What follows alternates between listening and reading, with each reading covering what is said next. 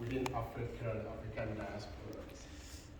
And those shines, anyways, anytime we see ourselves, the collegiality is there, the bond is there, how would I put it?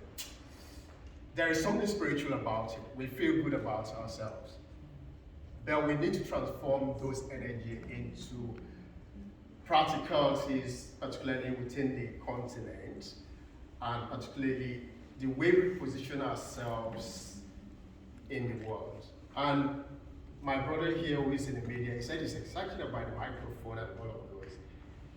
We are excited about trying to position ourselves in a way that we tell our own story, in our own way, write our own history, in our own tongues and languages. I mean, languages in terms of frame it in our own narratives. I think that is part of, it should be part of the key agendas of the African Union, to build a strong media publicity presence.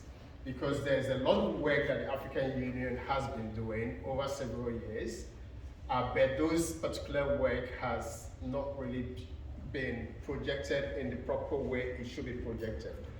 But I'm really glad, having looked through the social media and see a lot of young people who are passionate about Africa and telling African stories. It is all out there, but we need to project it more through the bigger media and tell our own stories.